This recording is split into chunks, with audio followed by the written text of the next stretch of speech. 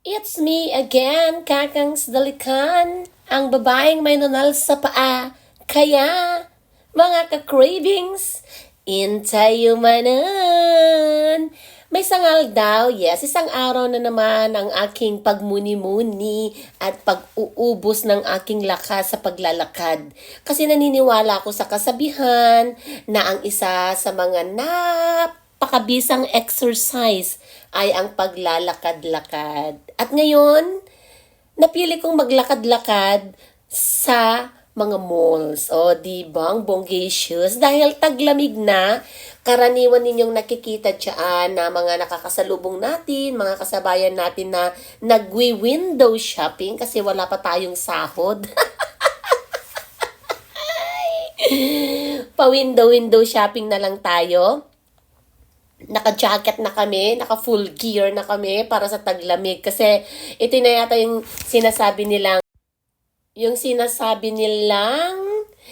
window shopping at ang window shopping rush moment. Ay, paulit-ulit ang bruha. So, yun na nga mga kapatid. So, habang wala pa tayong sahod at nag-aantay pa tayo ng first week of the month, nag-spotting muna tayo kung ano ang pwede nating mabili. Una, syempre pang regalo kasi naniniwala tayo na ang Christmas ay time for sharing and for giving. Sabi nga nila, sa pinakalumang kasabihan, na memorize na yata ng mga milyon-milyong tao sa daigdig, mga billion of people. Yes, it's better to give than to receive. Ay nako, totoo naman talaga 'yon. Mas maganda yung ikaw ang nagbibigay kaysa ikaw yung binibigyan. Kasi ang ibig sabihin lang nun mga kapatid, ay tayo ang ginamit ng ating Panginoon para maging biyaya sa ibang tao. Kaya masaya yung ating binibigyan, pero mas masaya ng pakiramdam na ikaw yung nagbibigay at na share mo yung blessings mo sa iyong kapwa. Yes, palakpak tayo sa part na yon. Kaya kung meron ka namang kaunti, hindi naman masama siguro na i-share natin sa ating pamilya, sa ating kapwa, especially sa mga bata kasi Christmas is for kids. Ika nga nila. Maraming naghahantay na mga bata na magpapasko na kasi alam nila na may mga regalo silang matatanggap. But despite that, huwag nating kakalimutan kung ano talaga yung true, yung totoong meaning at espiritu ng ating pagse-celebrate ng Kapaskuhan. So, since November pa lang ngayon, nag-i-start na tayo na mag-look, stop, and shopping. Oy, bago yun na. Look, stop, and shopping. Ay, baliktad yata. Parang stop, look, and shopping. Eh, bahala na kayo dyan. Kaya basta kung saan kayo komportable. Anyways, going back. So, ayan. Chine-check namin kung saan kami pwedeng mamili. At, syempre, tinitignan naman natin yung, hindi naman necessarily na super expensive. Oo. Titingnan lang natin kung ano yung need or yung magagamit ng tao na ating pagbibigyan. Siyempre, sinasabi natin, it's not the price that counts, but the sincerity of giving that gift to someone else. So, una mga tip mga kapatid, maaari siguro nating sabihin na siyempre, alamin natin yung ano yung likes, ano yung mga needs ng tao na pagbibigyan natin. Alamin natin kung ano yung kanyang interest, like makeups ba, shoes ba, bags, ganon. Para meron tayong idea kung ano ang maaari nating ibigay sa taong gusto nating bigyan. At syempre, pangit naman siguro na bibigyan mo ng something na out of their interest. So, kailangan natin kilalanin yung tao na pagbibigyan natin para hindi tayo magkaroon ng paulit-ulit na, ay, baka hindi niya magustuhan. Ay, ito na lang para sa kanya. So, yun mga kapatid, iyon ay isa sa mga tip na kailangan nating sundin. At syempre, kailangan din nating i-consider yung presyo na pasok sa ating budget para mas pasok sa budget, mas marami tayong mabibigyan ng regalo. O, di ba? Dapat i-take note nyo yung part na yon kasi doon tayo nagkakaroon ng mas essence ng Pasko ay essence ng gift na ireregalo natin kung it's sakop ng interes ng isang tao na ating pagbibigyan. That's the best thing na kailangan nating i-consider when buying gifts. Pero sa mga bata, of course, mga kapatid, i-check natin kung magreregalo tayo ng mga toys kasi may mga toys na may mga content na chemical na it's not really advisable for kids, di ba? And syempre, since malapit na ang Christmas, ayan, at ang mga Christmas decors ay everywhere na rin. Dito sa Antwerp region, meron isang mall, meron isang shop na nag-o-open lamang siya during Christmas season. Nag-start siya from November until December lang. The rest of the year, rest of the months, naka-close po sila. So, ayun, dapat din simplehan lang natin ang ating pagdedekorasyon kasi sa kabila ng mga pagsubok na pinagdaanan ng bansang Pilipinas, hindi naman siguro kawalan sa atin kung magiging simple lang ang celebration ng ating Kapaskuhan. It's not the pagbongga, but yung mararamdaman mo kung ano ang mensahe at ano ang gusto mo na maging mensahe sa Kapaskuhang ito. So after that mga kapatid, ayan, naglalakad-lakad ako dyan. Papunta naman ako sa Our Lady of Antwerpen. Siyempre, hindi lang sapat na tayo ay nagbibigay ng oras sa shopping, sa lakwatsa. Siyempre, kailangan ding isipin na magkaroon din tayo ng time sa ating Panginoon para magpasalamat sa araw-araw na paggising niya sa atin, magpasalamat sa malusog na pangangatawan natin at ng ating buong pamilya, magpasalamat sa mga biyaya na patuloy nating natatanggap mula sa Kanya at pasasalamat na mulit-muli tayo na naman ay magse-celebrate ng Kapaskuhan. So, marami tayong dapat ipagpasalamat. Hindi lang dapat tayo humihingi, pero marunong din tayong lumapit sa ating Panginoon, magsilbi sa komunidad, maging isang may pusong Kristiyano at magpasalamat sa mga biyaya at pagpapala na patuloy niyang ibinibigay sa atin, di ba?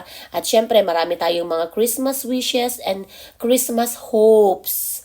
Kaya kailangan lang nating ipagpatuloy ang pakikipag-communicate kay God at hingiin natin sa Kanya ang kapayapaan na nawa ay maranasan ng buong sanlibutan. Kaya we have give time to improve your faith and spiritual needs. Ganon. So, yan po ang mga kapatid. At pagkatapos niyan, just sa labas ng simbahan, ito na at nag-uumpisa na silang magpatayo ng mga kalalakihan na Christmas trees.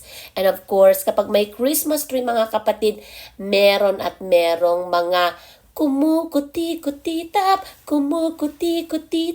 bumubusi-busilak na mga Christmas lights para maging mas buhay na buhay at mas maging tagos sa ating mga puso at pagkatao ang pagpaparating na pagdiriwang ng Kapaskuhan. O, diba? Makikita mo lang yung mga ganyang mga Christmas tree, parang nakikarried away ka na. Parang gusto mo na tuloy magwaldas at mag-shopping ng mag-shopping para sa sarili. Charot! Pwede mo naman gawin yun kung sobra-sobra na. So, yan ang harapan ng simbahan ng Our Lady of Antwerpen na napakalaki at napakaganda talaga niya. Imagine mo, makikita mong ganyan ang itsura. Talaga namang mapapawaw ka sa cathedral na ito. Ayan, mga kapatid. So, pinagpatuloy namin ang paglibot-libot ng kapaligiran. Kaya iyan, pumunta kami dyan. At isa pang Christmas tree, giant Christmas tree, ang aming nakita. So,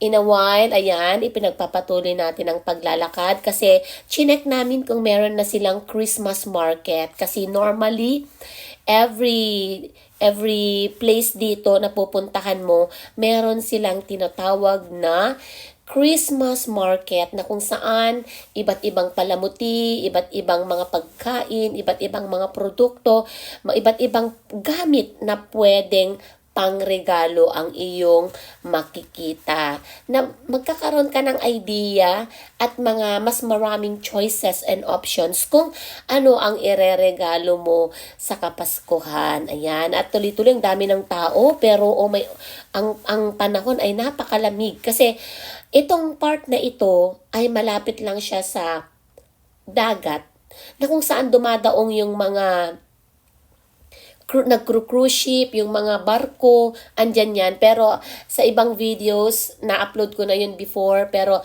as of now, focus muna tayo sa ating pamamasyal dito sa surroundings lang ng cathedral. So, ang dami ng tao mga kapatid, halo-halo na, knowing na itong oras na ito, medyo madilim-dilim na, pero it's like alas 5 pa lang yan ng hapon.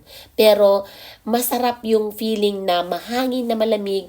Tapos, di ba may kanta na, ang lamig ng simoy ng hangin, para bang himig na ng langit.